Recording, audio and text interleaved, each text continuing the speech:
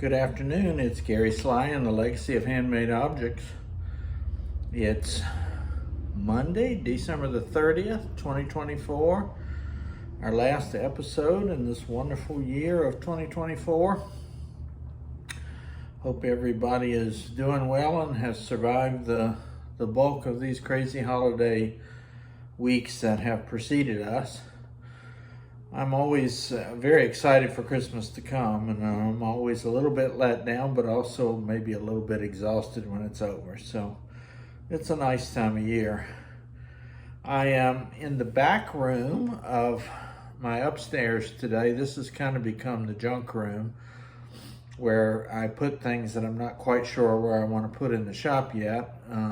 Not moving into this space until later in January, so I can use this as sort of a staging ground at this point. I'm eager to take you on a tour of the new shop downstairs, but I really think probably another week at least is a good idea so that you don't have to stare at quite so many cardboard boxes down there. But it's been an exciting week. I was moaning a little bit about my back hurting last week, and I learned a little bit about my mortality last week. My back at one point said, no, you're not going to do any more lifting and pushing right now. So I was kind of forced to sit down for a couple days.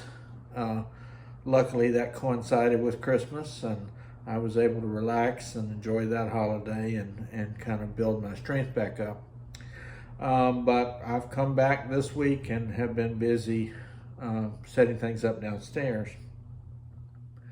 Before I get into today's topic, I just want to pay tribute to Jimmy Carter just for a minute, our 39th president who died yesterday at the age of 100. Putting politics aside and not having any intention of getting into that whole aspect of things, I think it would be hard to look at Jimmy and Rosalind's life and not see them as exemplary Americans who really worked hard to try to make the world a better place. I know I've participated in Habitat for Humanity projects in various places that I've lived, and his role in helping to establish that and get that off the ground is one of many things that he's known for. His work around the world to help bring help to those who are suffering and also to work on behalf of peace in the world has made his post-presidency one of, if not the most notable in American history. And so I just wanted to say a word. And he actually has a pretty interesting connection to my topic here about the legacy of handmade objects. If you can find it, there's a wonderful interview with him on 60 Minutes. I think that reference is right. I'll look it up at some point, where he talks about his own love for working with wood. And he made some beautiful handmade wooden items. I think he highlighted a table in the interview. And he talked about how working with his hands was a way for him to relax and get away from the pressures of the world. Certainly for the time that he was president, he understood those pressures, but he lived a pretty full and busy life, and he credited the love of working with wood as one of the things that helped bring him peace and comfort. So if you get a chance, there's a good little interview with him, and one of the parts of it is where he shows off some of his woodcraft. Today, I want to dive into a topic that I've been playing around with and have talked about in a couple of other episodes, but in a very specific way today. What I am fascinated with because of my own background as clergy and having been very interested in the religions of the world and the spiritual nature of humanity, I'm fascinated with the concept of using handcrafts, stitching, painting, woodcraft, whatever it may be, as a spiritual practice. This may be something that has been largely lost in our modern kind of consumer culture, but most religions around the world, especially in their more ancient versions, have aspects that connect the practitioners to things that they can make with their hands. One of the best examples I know of in Christianity, which I probably will do a whole episode on, is the whole concept of icons that comes out of the Eastern Orthodox tradition. Icons are holy objects, and you don't just sit down and draw an icon. You don't just sit down and paint an icon. It is a religious practice. There are certain prayers and rituals that go along with it. And in the history of Christianity, with monasteries and sacristies and places like that, where religious professionals lived, many aspects of handmade work in the Middle Ages and even before that had a religious aspect. If you've ever gone to Trinity College in Dublin and seen the Book of Kells, that object, which was hand painted and done by monks in Ireland, was certainly a religious practice. Well, I've gone down a little rabbit hole here in the last month or so. One of my traditions is to try to get people to give me books that I've really loved or that I really want to read for the holidays, and that gives me some reading material as I head into the new year. One of those books that I really didn't know too much about, but which I asked for on my Christmas list, is this one called Threads of Awakening. It's an American woman's journey into Tibet's sacred textile art. And the author is Leslie Rinchen Wangmo.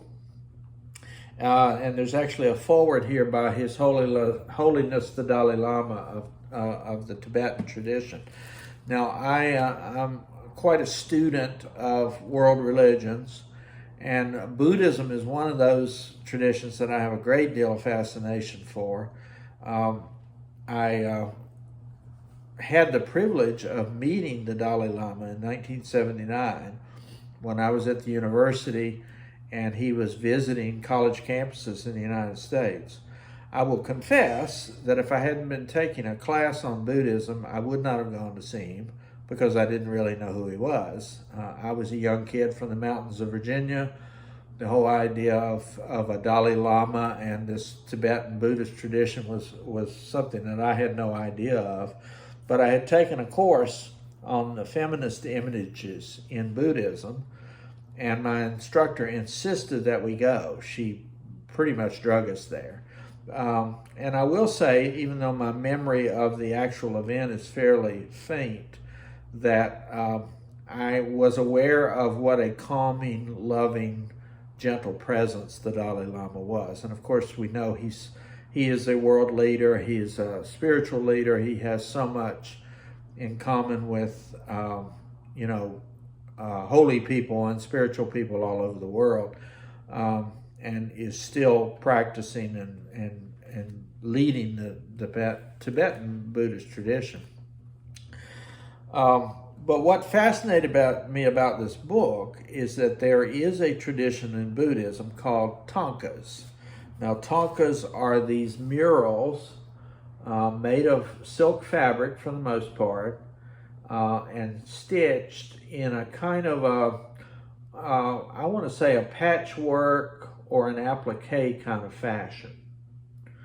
And what Leslie Rinchen Wangmo does in this book is shows how the Thangka tradition is fully integrated into the spiritual practice of Tibetan Buddhism. So you don't just sit down and start piecing things together. The study of how to do this embroidery work and this piecing work that goes into the Thangkas is intertwined with the spiritual practice of Buddhism, of meditation, of trying to create a good environment and good thoughts, and trying to build a world where everybody can share in the enlightenment of this tradition. I thought it was interesting. Leslie talks about in the book she studied in India, where the Tibetan community went after they were kicked out of Tibet. And she met the Dalai Lama, and at that point she was just beginning to make these sacred objects herself. And being a Westerner and being new to it, she was afraid of being disrespectful. She didn't want to be creating these things for friends back home in California or wherever, and do something that would be offensive to the Buddhist tradition. And the Dalai Lama not only encouraged her to do this and continue to learn how to do it and share it with her friends, but he also said that it's a spiritual practice that might be something that would be useful for Christians, Muslims, any other tradition as well. And he encouraged her to think about ways that this particular spiritual practice might enhance other people's thought processes and religious practice. I have heard it said many times by people who do cross stitch or embroidery or needlepoint that it has a calming, meditative kind of effect. I know for me, I like really big, complicated pieces, and when I'm working on one of those, it's not frustrating. It doesn't try my patience. It takes me away from the rush and the hurry of that moment. I have to be focused on that fabric and those threads and that needle, and everything else just kind of flies away. Now, if I'm interrupted, I have to lay that down. And often you'll see me, if I'm interrupted, try to finish whatever it is I'm working on, because I don't want to have a hard time coming back to something when I'm done. But it really does, for me, it is a meditative practice. And if you're thinking about it, if you think about meditation and you think about thought processes and prayers and all those kind of things, guiding those with the use of some kind of manipulation of our hands, some kind of craft, something that's beautiful and attractive, is a really kind of a great combination of things.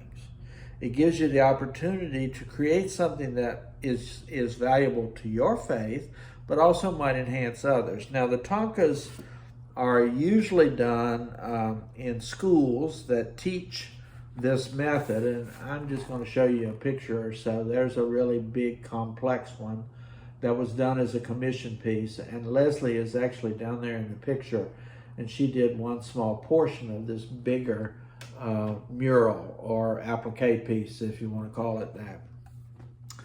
These are seen in the homes of Buddhist practitioners. They're seen in monasteries. They're seen in Buddhist temples. And the point of them is to draw your attention to the religious aspects of the particular figure that's being pictured. So it is intended as a spiritual practice. If you make one of these of a particular aspect of Buddha, and you sit and you look at that, and you know how you go in a museum sometime and you just want to sit on a bench and stare at a beautiful painting? Well, I think this takes it even a little further than that. You sit and you look at this Thangka of a particular aspect of Buddha. It might be one where Buddha is particularly compassionate or caring, or maybe helping people get over certain worries or things like that. The idea is that the image kind of floods your being and adds to what you need to be doing inside and as a spiritual practice to help yourself feel better. And if you think about it also, if that same kind of intentionality goes into the making of that product, then what a great tool that is for infusing that kind of care and concern for the world. I would argue, if I'm sitting and thinking about somebody and I'm stitching a piece for that person, I am imbuing that piece with my good thoughts. I do know for sure that if I'm grumpy in a bad mood and I start stitching, I'm going to mess up. There are going to be mistakes, there are going to be errors, I'm going to get frustrated, I'm going to end up having to pull parts of that out. So I know that my frustrations sometimes are embodied in what I'm stitching. But if you take that a step further and you have any sense of the world as a place where our spiritual beings exist, it has to make sense that if you're putting good thoughts into something, then those good thoughts will also be evident in the work itself. I don't know if any of you have seen the longer TED Talk that I've done about the legacy of handmade objects. It's available on YouTube. It's about a 15-minute piece. I talk about there stitching that I did for my daughter when she was graduating from nursing school. And I actually sat down and figured out how many hundreds of thousands of minutes it took me to stitch it, because it's a big full coverage piece. I would argue that that piece has all of that intentionality in it. Every one of those stitches, all of that image that I stitched together was done out of love and concern for my daughter, and I hope that her career as a nurse would be something that would be fulfilling. So I think whatever your faith tradition may be, or even if you don't have one, even if you just kind of think about these things from a spiritual aspect, the manipulation of our hands, and especially the creation of things that evoke the beauty and the symbolism of our faith are just wonderful objects. So the last thing I'll say about this is I realized as I got into it that Leslie actually has an online course where you can learn how to think about doing Thangkas yourself.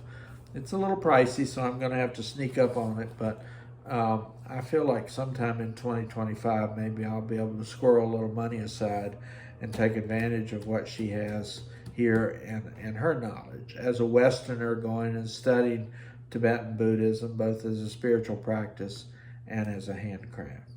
So that's my little exciting tidbit for the day. I just finished reading the book. There's a little section in the back that gives some kind of step-by-step instructions that I'm going to go over, and then I'm pretty much finished with the book. And I'll share some of my other reading projects as we go further into 2025. I hope 2024 has had a few good experiences for you, and that as we head into 2025, you're able to look at it with some hope and some enthusiasm. I wish you a Happy New Year, and I hope that I'll see you again soon on this channel. So that's it for today. This is Gary Sly. Thanks for joining me. It's the legacy of Handmade Objects.